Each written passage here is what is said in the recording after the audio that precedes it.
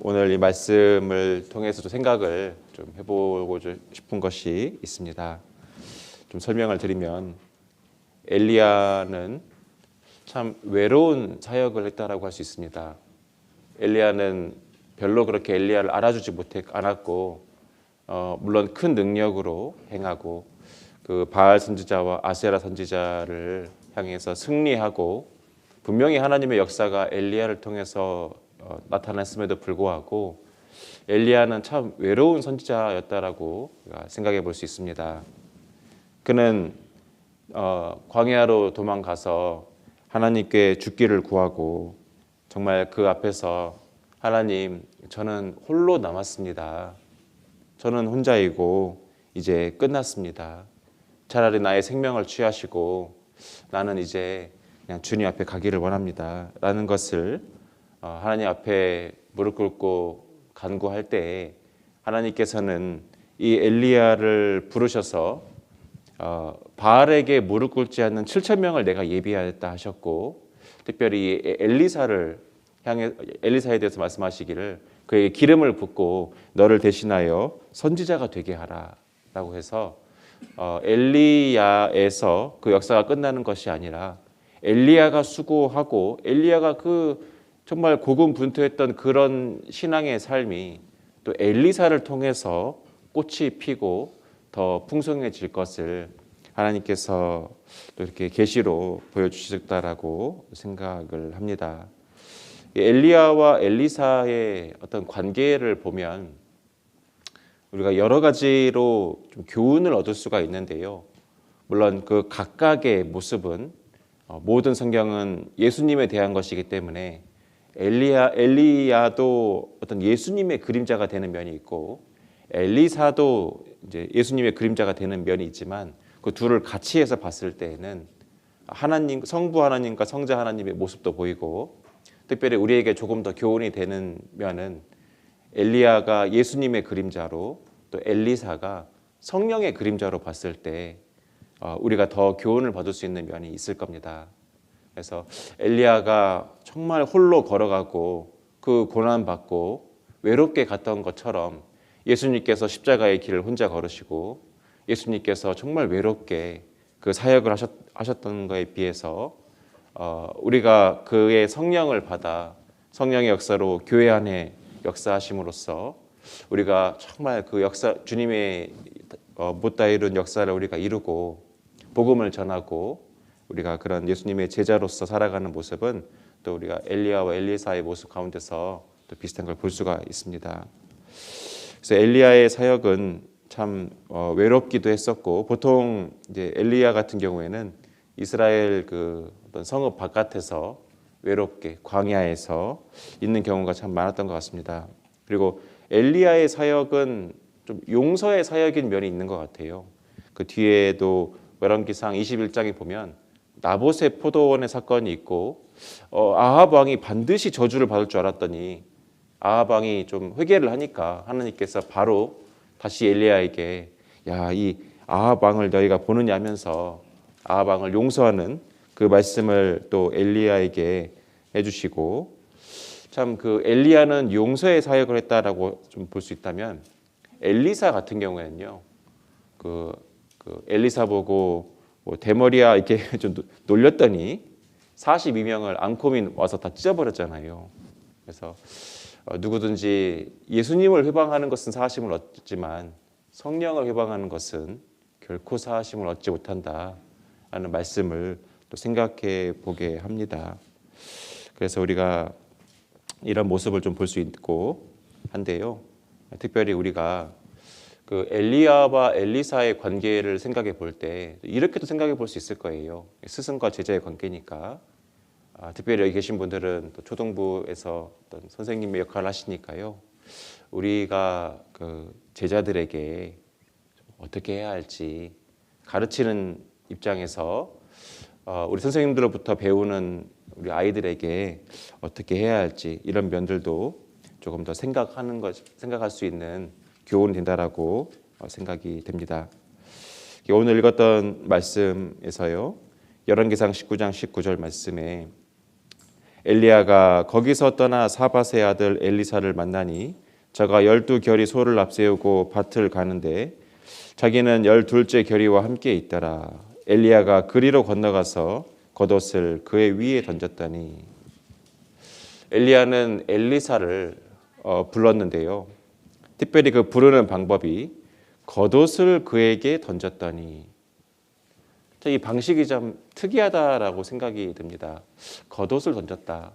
근데 그 옷에 대한 것을 성경을 통해 좀 살펴보면 이 옷이라는 것은 좀 따뜻하고 또 그 옷이라는 것은 그 사람의 생명을 의미하고 또 옷은 그 사람의 신분을 의미한다라고 생각해 볼 수 있습니다. 그러니까 지금처럼 그냥 옷이라는 것이 귀하고 흔한 것이 아니라 특별히 이 겉옷 같은 경우에는 너무 귀하기 때문에 출애굽기의 그 율법들을 보면 사람들이 그 겉옷을 담보 삼아서 돈을 빌리는 경우가 있는데 그럴 때 그 담보로 잡은 그 옷을 전당 잡으면 해가 지기 전에 돌려줘라. 출애굽기 22장에 말씀하시거든요. 그 사람이 겉옷이 없으면 잘 때 뭐 덮고 잘 거냐라고 하시면서 이 겉옷이라는 것이 이불의 역할도 하고 그 사람의 신분의 역할도 하고 그 사람이 가지고 있는 굉장히 중요한 재산 중에 하나로서 그 겉옷이 정말 중요하고 이 겉옷을 누군가에게 이렇게 던졌다라는 것은 정말 그 사람 자신을 던지는 것 같은 전인격적인 희생과 전인격적인 사랑을 의미한다. 그렇게 생각해 볼 수가 있습니다. 그러니까 예를 들면 스데반을 죽이고 나서요. 사도행전 7장 58절에 보면 스데반의 그 옷을 겉옷을 사울의 발 앞에 던졌거든요.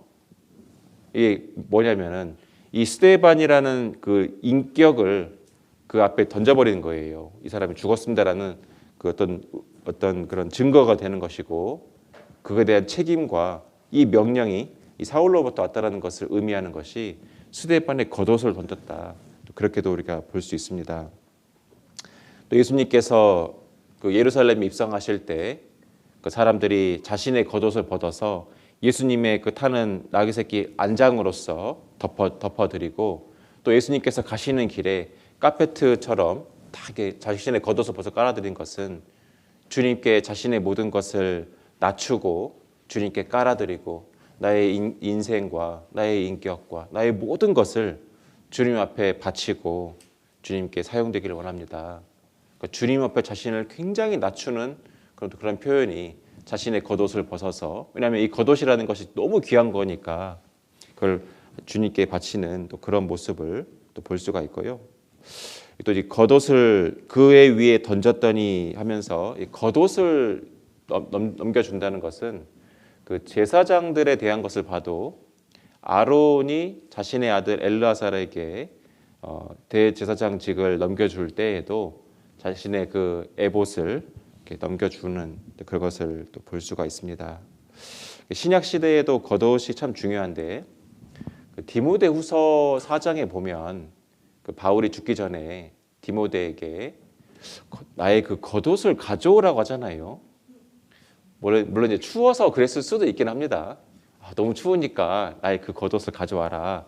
그럴 수도 있기는 한데 이제 어떤 학자들의 의견에는 이럴 수도 있다 하는 것이 자신의 죽음이 가까웠음을 알고 있기 때문에 사도로서 죽기 위함이 있고 그 옷이라는 건 사도를 의미하는 자기 신을 의미하는 것이 있기 때문에 사도로서 죽기 위함이 있고 또 그 옷을 디모데에게 승계함으로써 디모데가 그 소명을 이어받았다는 것을 좀 더 알려주기 위해서 특별히 그 겉옷을 디모데에게 부탁을 하고 그 디모데에게 그 옷을 넘겨주지 않았겠느냐라고 생각하는 그런 의견도 있습니다. 그래서 이 겉옷을 던졌다라는 것은 참 전인격적인 자신의 모든 것을 던지는 그런 모습을 표현할 수가 있는 겁니다. 아담과 하와가 범죄했을 때 하나님께서는 그 아담과 하와에게 가죽옷을 지어 입히셨다라고 하셨는데 주님께서 우리에게 입혀주신 가죽옷은 그냥 주님께서 적당하게 어디 매장 가서 사온 옷이 아니라 자신의 생명으로 자신이 그 십자가에서 정말 그 십자가로 승리하신 그 승리를, 십자가에서 얻으신 그 생명을, 십자가에서 이미 다 이루신 그 은혜를 우리에게 덮어주신 것이다 생각해 봤을 때, 우리가 어떠한 부르심을 입었고 우리가 어떻게 하나님의 그 제자가 되고 하나님의 자녀가 되었는지 생각해 볼 수가 있습니다. 또 이렇게 옷으로 덮었다는 것은 정말 특별한 관계를 의미하는 거예요. 룻기 3장에도 보면 그 룻이 보아스에게 당신의 옷자락으로 시녀를 덮으소서, 당신의 옷자락으로 시녀를 덮으소서. 그게 이제 결혼하자는 의미잖아요. 당신은 기업 물을 자이고 나는 당신과 이제 결혼하겠습니다. 그 말을 표현하는 것이 당신의 옷자락으로 나를 덮으소서. 그래서 주님께서 나를 그 옷자락으로 덮으시고 이 교회의 신랑으로서, 우리는 그 예수님의 신부로서 결혼의 관계, 가족의 관계, 정말 하나가 되었고 같은 운명을 공유하고 우리가 함께 가게 되었다라는 것을 그 옷이라는 것을 통해서 우리가 생각을 해볼 수가 있습니다. 하나님께서 우리를 그러한 부르심으로 부르신 겁니다. 그러니까 이 엘리사는 그 겉옷을 그의 위에 던졌더니 그것을 딱 보자마자 그것을 행하자마자 자기의 소를 버리고 바로 따르겠다는 거예요. 그러니까 이제 옷을 던지고 나서 그게 무슨 의미일까 생각을 해보면, 엘리야가 엘리사를 향해서 나는 너에게 모든 것을 걸겠다라는 것을 표현한 것이고, 나의 모든 것을 너에게 넘겨줄 것이고, 나의 이 소명과 나의 이 어떤 명예, 어떤 영광, 나의 생명, 이 모든 것을 너에게 주겠다. 같이 공유하는 거다. 한 배에 타겠다. 그런 의미를 전달한 것이고, 엘리사는 좋습니다. 엘리사 입장에서는 엘리야 선지자 같은 분이면 정말 내 인생 한번 걸어보겠습니다. 나 한번 같이 한번 살아보겠습니다. 그런 마음으로 그 소를 버리고 정말 이렇게 마지막으로 이렇게 부모와 작별을 하는 모습을 이렇게 볼 수 있는 겁니다. 열왕기상 20장 말씀 20절 19장 20절 말씀을 보면, 그래서 저가 소를 버리고 엘리야에게로 달려가서 이르되 청컨대 나로 내 부모와 입맞추게 하소서. 그리한 후에 내가 당신을 따르리이다. 엘리야가 저에게 이르되 돌아가라. 내가 내게 어떻게 행하였느냐 하니라. 그래서 엘리사가 또 이렇게 갔다가 또 올 수 있도록 허락해 주는데요. 여기 보면은 내가 내게 어떻게 행하였느냐 하니라. 근데 이게 엘리사가 엘리야를 따르는 모습을 보면 억지스럽지가 않고, 정말 그 엘리사가 너무 자원하는 마음으로 엘리야를 따르는 모습을 볼 수가 있습니다. 엘리야가 이렇게 저렇게 통제하거나 명령하거나 뭐 어떻게 해야 된다 해서 이렇게 엘리사가 따르는 것이 아니라요. 오히려 엘리사가 엘리야를 따르는 모습을 보면 고집스럽게 따르는 게 있는 거예요. 이게 참 재밌는 묘수를 할 수 있는데요. 열왕기하 2장 말씀 좀 보시겠습니다.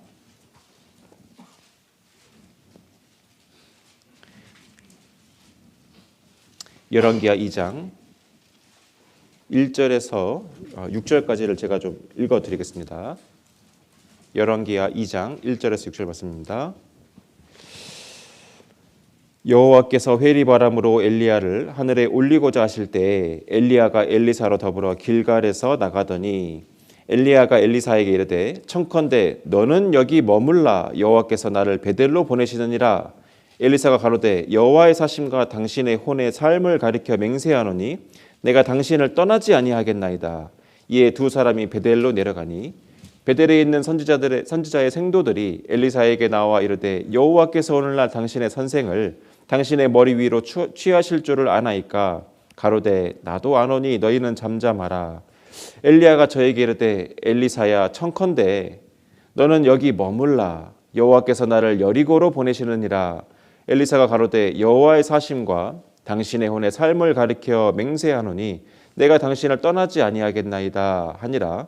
저희가 여리고에 이르매 여리고에 있는 선지자의 생도들이 엘리사에게 나와 이르되 여호와께서 오늘날 당신의 선생을 당신의 머리 위로 취하실 줄을 아나이까. 엘리사가 가로되 나도 아노니 너희는 잠잠하라. 엘리야가 또 엘리사에게 이르되 청컨대 너는 여기 머물라. 여호와께서 나를 요단으로 보내시느니라. 저가 가로되 여호와의 사심과 당신의 혼의 삶을 가리켜 맹세하노니 내가 당신을 떠나지 아니하겠나이다. 이에 두 사람이 행하니라. 세 번이나 너는 여기 머물라. 청컨대 너는 여기 머물라. 또 세 번째 청컨대 너는 여기 머물라. 세 번이나 엘리사에게 말했는데도 불구하고 엘리사는 나는 절대 당신을 떠나지 않겠습니다. 당신이 나를 옷자락으로 덮으셨고 당신과 나는 운명 공동체이고 당신과 내가 어떻게 떨어집니까?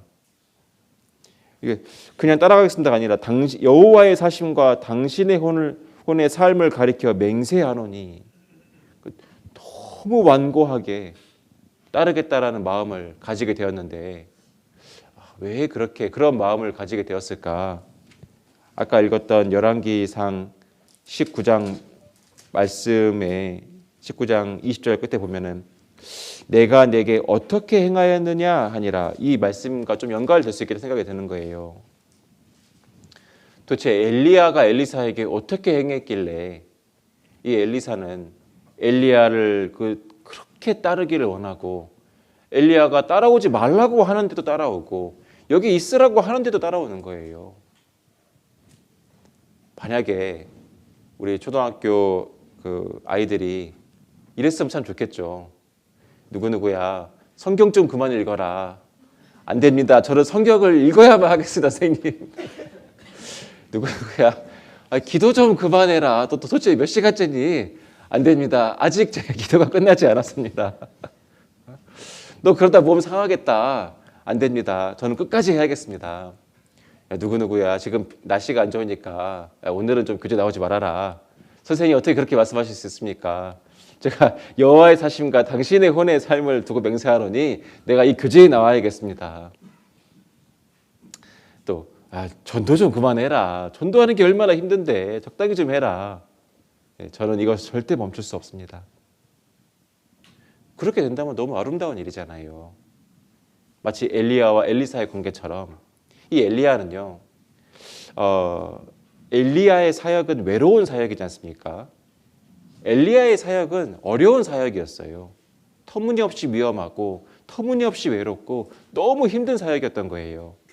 그러니까 엘리야의 말은 너는 여기 머물라 이 말이 이 엘리사에게는 아마 이렇게 엘리야가 무슨 의도로 했는지는 딱히 말하기는 어렵지만 적어도 엘리사의 귀에는 이렇게 들렸을 겁니다.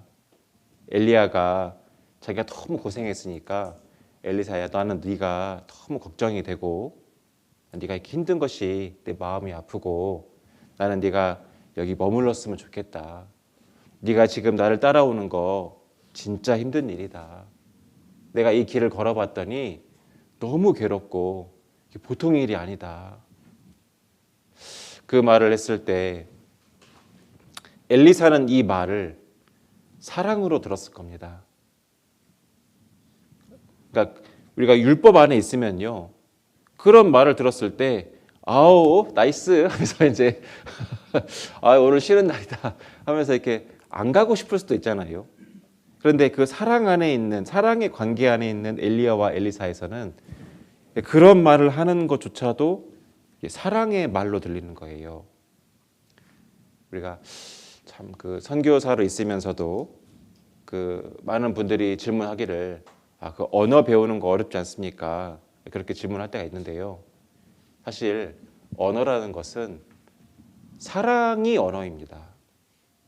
사랑이 아닌 것은 진정한 의미에서는 별로 언어라고 할 만한 가치가 별로 없습니다. 여기 히브리어로는 그렇게 얘기했을 거 아니에요. 엘리야가 히브리어로 말할 때는 청컨대 너는 여기 머물라. 너 여기 있어라. 따라오지 말아라. 그런데 그 엘리야 안에 있는 사랑은 엘리사를 향한 그 엘리야의 사랑은 엘리사를 끌고 오는 거예요. 이 엘리사의 심령에는 이런 사랑의 매임이 있었던 겁니다. 사도행전 20장에도 사도 바울이 예루살렘에 큰 환란이 있을 걸 알면서도 그 심령의 매임이 있어서 계속 가는 거예요. 성령은 바울에게 말씀하시기를 또 거기 예루살렘이 위험한 거 있을 거다. 또 성령이 다른 사람을 통해서 정말 그 예언을 주시기를 예루살렘 가지 말라고. 당신은 예루살렘 가면 결박당할 거라고 성령의 예언으로 말씀하셨는데 바울은 그 말을 들을 때 성령께서 나를 이렇게 걱정하시는구나. 내가 힘들까 봐서, 내가 너무 괴로울까 봐서 나를 이렇게 염려하고 걱정하시는구나. 그러나 나는 이 성령의 이 사랑의 매임이 있어 나는 갈 수밖에 없다는 겁니다. 내가 죽을지라도 내 생명을 돌아보지 않고 나는 이 복음을 전해야겠다는 거예요. 왜냐하면 이 사랑의 매임이 있기 때문에 그런 겁니다. 우리는 사랑으로 행하는 것이 너무 중요하다는 것을 결코 잊지 않아야 됩니다. 우리가 어떤 좋은 말을 할지라도 사랑이 없으면 정말 소리나는 구리와 울리는 꽹과리가 될 뿐이고, 사랑이 없다는 것은 내가 아무것도 아니라는 것이고, 사랑이 없으면 내게 아무런 유익이 없는 겁니다. 사랑이 없이는 그 어떤 것도 바꾸지 못할 것이고, 사랑이 아니면 아무런 의미가 없게 될 거예요. 오직 사랑이기만 하면 됩니다. 말은 사실 반대로 해도 내가 사랑을 가지고 얘기하면 다 상대가요, 이런 거 있잖아요. 개떡처럼 말해도 찰떡처럼 알아듣는다 라는 말처럼, 사랑을 가지고 대할 때에는 내가 반대로 말할지라도 그 상대가 정확하게 알아듣습니다. 무엇을 해야 할지, 무슨 의미인지, 무슨 뜻인지, 어떤 방향으로 가야 할지 고집을 부려서라도 그 사랑을 향해서 가게 됩니다. 너는 여기 머물라 하는데 따라온다고 하잖아요. 이렇게 아름다운 사제지간이 또 어디 있습니까? 부모 자식 간에, 또 부부 간에, 사제 간에 이러한 사랑이 있다는 것이 얼마나 아름다운 일입니까? 하나님께서 우리를 인도하시는 그 인도하심도 동일하다라고 할 수 있습니다. 예수님께서 우리에게 어떻게 행하셨습니까? 예수님이 우리 보고 억지로 하라는 거 있습니까? 예수님께서는 잡히시기 전날 밤에 요한복음 13장에 제자들의 발을 씻기시면서 그 예수님께서 자기의 발을 자기의 사람을 사랑하실 때 끝까지 사랑하시니라라고 하시면서 그들을 어떻게 사랑하시는지 말씀하시고, 그들은 어떻게 자기를 유다에 대한 얘기죠. 유다가 어떻게 자기를 배반할지 말씀하셨고, 또 베드로가 어떻게 자기를 따라오지 못하실지도 말씀하셨고, 예수님께서는 그 제자들의 연약함을 알면서도 너희는 나를 따라오지 못할 거다. 그걸 알면서도 묵묵하게 살아가심으로써 십자가까지 걸어가시고 거기서 십자가에 못 박혀 돌아가셨습니다. 단지 그뿐이었습니다. 십자가에서 매달려 돌아가실 때 좀 표현이 그런데 좀 꾸질꾸질하게, 야, 너 이거 내가 얼마나 힘들게 죄사함 했는지 알지?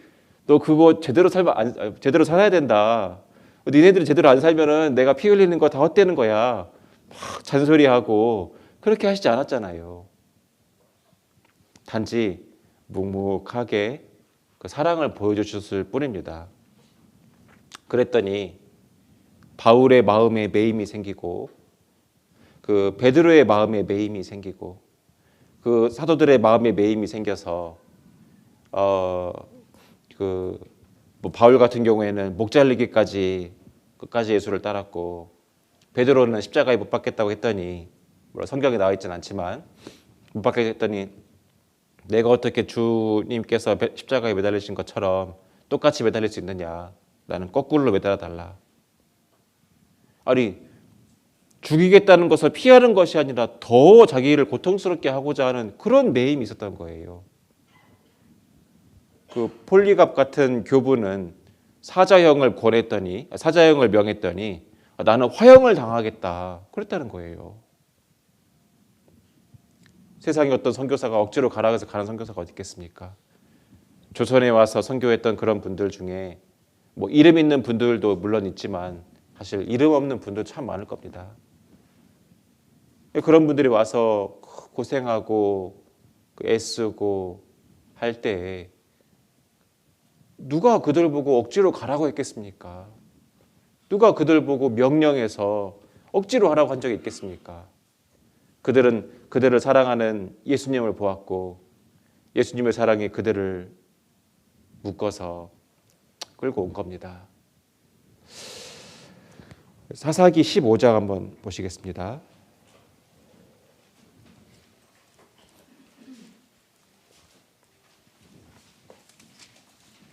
사사기 15장 4절 5절 말씀입니다.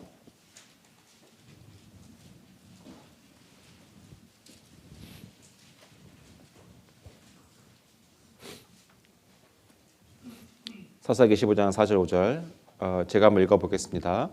삼손이 가서 여우 300을 붙들어서 그 꼬리와 꼬리를 메고 회를 취하여 그 두 꼬리 사이에 한 회를 달고 회에 불을 켜고 그것을 블레셋 사람의 곡식밭으로 몰아들여서 곡식단과 아직 배지 아니한 곡식과 감람원을 사른지라. 이제 밑에 보면은 삼손이 나귀 턱뼈를 사용하여 블레셋을 친 사건이 있는데 우리가 흔히 배울 때 그리스도께서 이렇게 연약한 자를 사용하신다. 그렇게 우리 배웠었습니까? 삼손은 그리스도의 그림자가 되는데요. 삼손이 우리 흔히 죄졌다 이렇게 생각하지만 죄긴 죄였죠. 삼손이 들릴라 같은 여자를 사랑하는 것이 얼마나 바보 같은 일이었어요. 그렇지 않습니까? 근데 그거보다 더 바보 같은 일이 있습니다. 그거 뭐냐면 그리스도께서 우리를 사랑하신 거예요. 삼손과 들릴라는 어쨌든 간에 사람이잖아요. 물론 이스라엘이고 블레셋이고 사사고 창녀고 하지만 그 차이가 그리스도와 우리만큼 차이가 있겠습니까? 우리가 대단해서 구원받은 게 아니지 않습니까? 그리스도가 지혜로워서 구원받은 것도 사실 아니라고 볼 수 있어요. 그리스도가 정말 바보 같은 사랑을 해서 그리스도가 너무 터무니없는 사랑을 했기 때문에 우리가 구원받은 겁니다. 그래서 삼손은 그리스도의 어떤 모형이 된다고 할 수 있는데 여기 보면 여우 300이 있는 겁니다. 여우는요 진짜 길들어지지가 않는 동물인 거예요. 초등부 아이들 길들어지지 않죠. 특히 사춘기 되면 더 할 거라 생각이 듭니다. 이 여우들은 야행성이어서 항상 밝은 데서 이렇게 다 돌아다니는 법이 없는 거예요.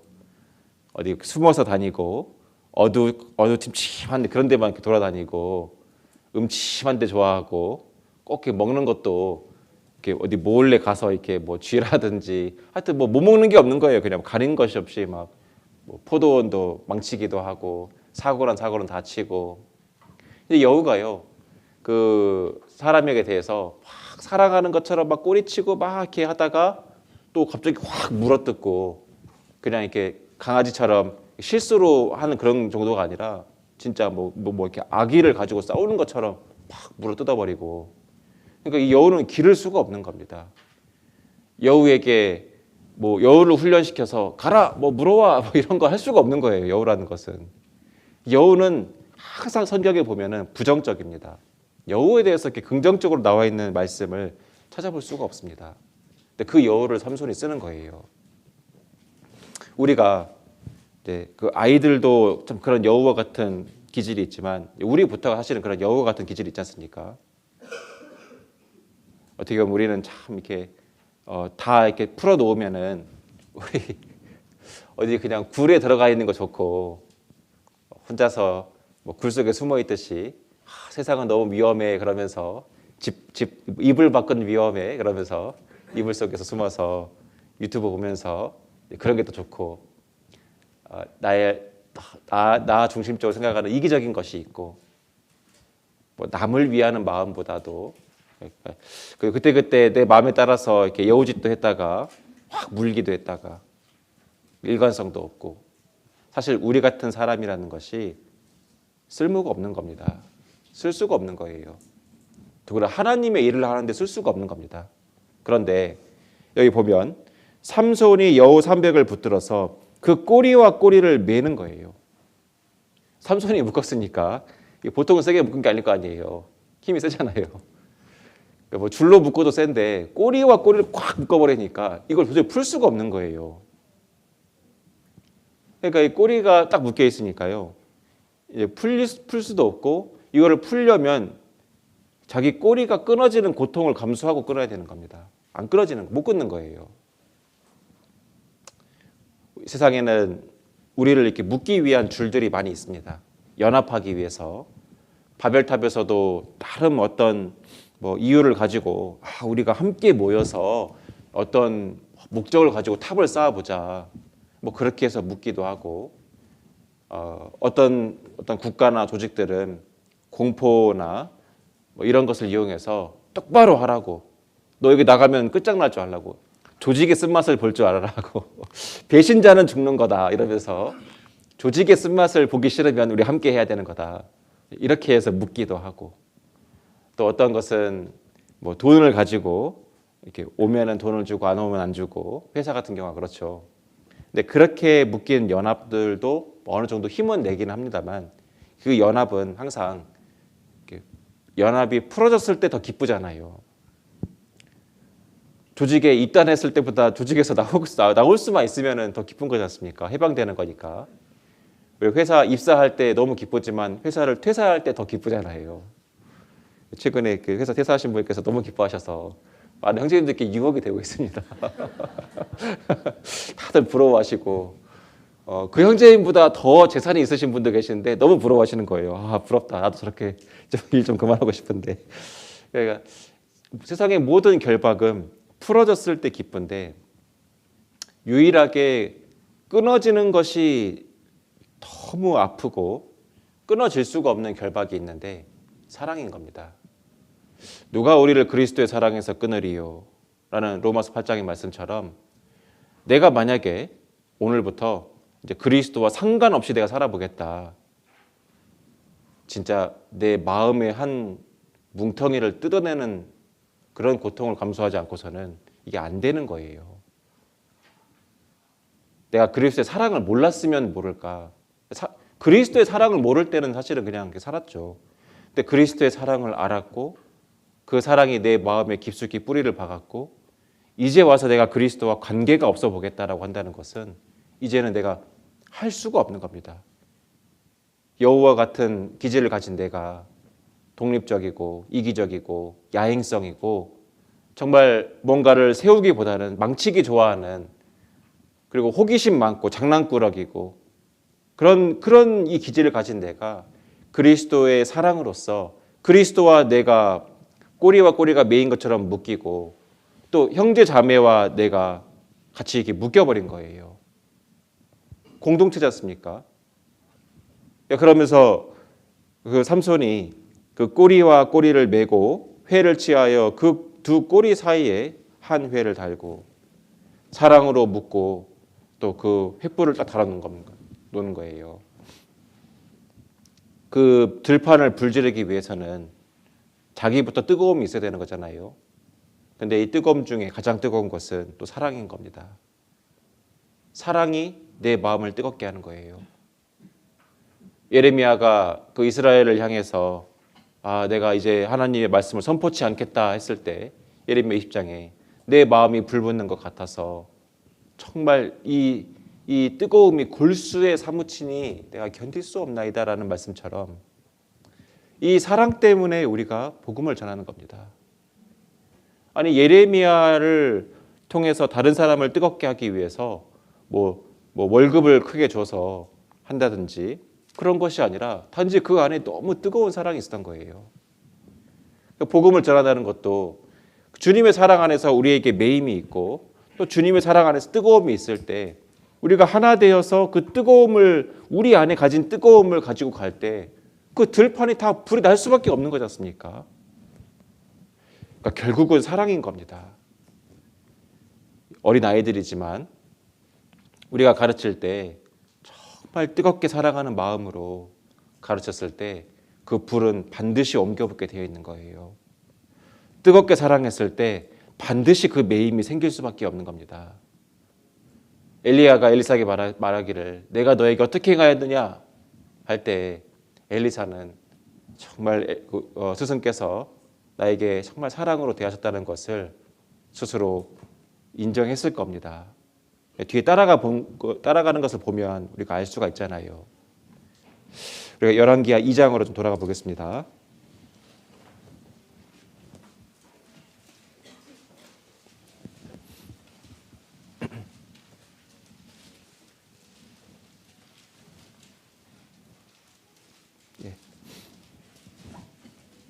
그래서 열왕기하 2장에 보면 1절 말씀에 여호와께서 회리바람으로 엘리야를 하늘에 올리고자 하실 때 엘리야가 엘리사로 더불어 길갈에서 나가더니, 처음에 길갈에서 시작을 하는 겁니다. 길갈은 요단강을 건너고 나서 하나님께서 인도하셨다는 것을 증거하기 위해서 12돌을 세우고 애굽의 그 수치를 굴러가게 하셨다. 이제 길갈이 굴러가다 그런 뜻인데요. 애굽의 수치를 너희에게서 굴러가게 하셨다, 그런 의미에서 길갈이다라고 했는데요. 또 그곳에서 그들은 할례를 받았고, 길갈은 우리가 구원받은 것을 의미한다라고도 생각해 볼 수 있습니다. 우리가 하나님을 따르는 일은 구원으로부터 시작합니다. 구원을 받아야 하나님을 따르는 것이 가능한 거예요. 그 다음에 2장 2절에 엘리야가 엘리사에게 이르되 청컨대 너는 여기 머물라, 여호와께서 나를 베델로 보내시느니라. 베델이라는 것은 하나님의 집이라는 것입니다.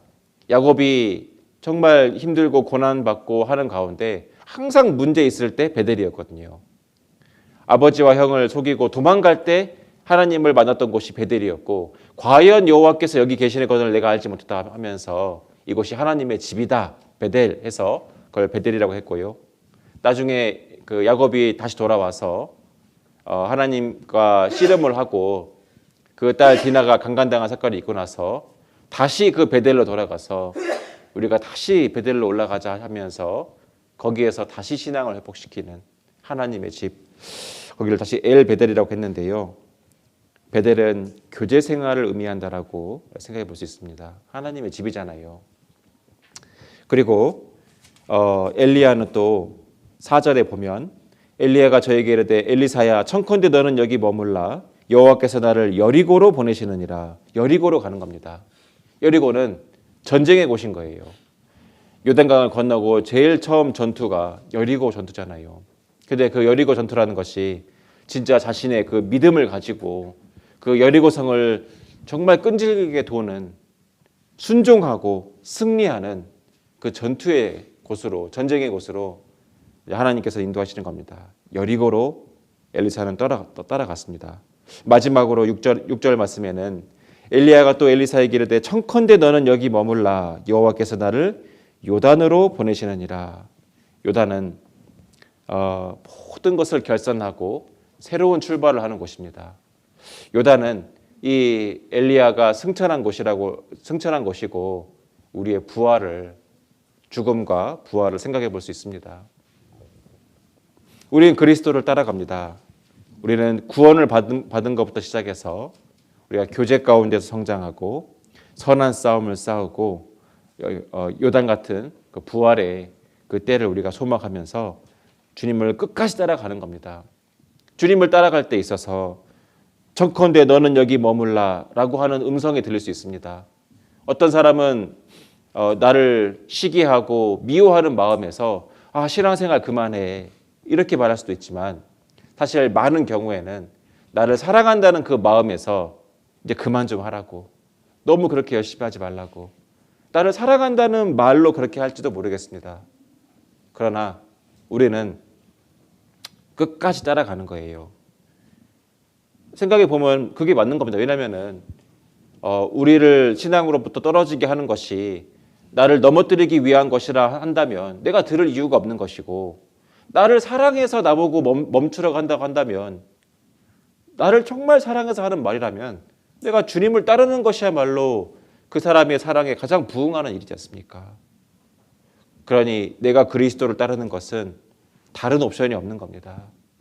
나는 그리스도가 간 길을 반드시 따라갈 것이고, 그리스도가 그 걸으신 그 십자가의 길을 같이 걸어가는 거예요. 십자가의 길을 우리 같이 걸으면서 고난도 받고 환난도 당하고 승리도 맛보고, 그리고 우리는 마지막에 요단의 그 부활의 영광의 새 출발을 우리가 하게 될 겁니다. 우리는 끝까지 또 따라가게 될 거예요.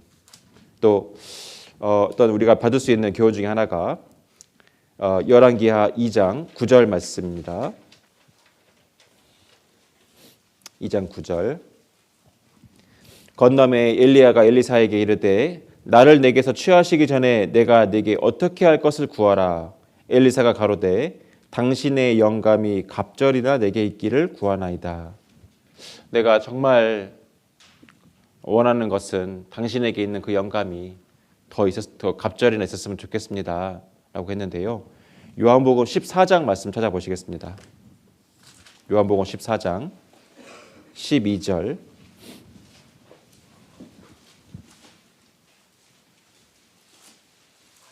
또 일정이 있으시니까 좀 그래도 중요한 거 말씀드려 보겠습니다. 요한복음 14장 12절 같이 읽어보겠습니다. 내가 진실로 진실로 너희에게 이르노니 나를 믿는 자는 나의 하는 일을 저도 할 것이요 또한 이보다 큰 것도 하리니 이는 내가 아버지께로 가미니라. 이 요한복음 14장은 예수님께서 잡히시던 날 밤에 말씀하시던 건데요. 마지막으로 예수님께서 이 제자들에게 약속하시기를 나를 믿는 자는 나의 하는 일을 저도 할 것이요 그뿐만 아니라 또한 이보다 큰 것도 하리니 있잖아요.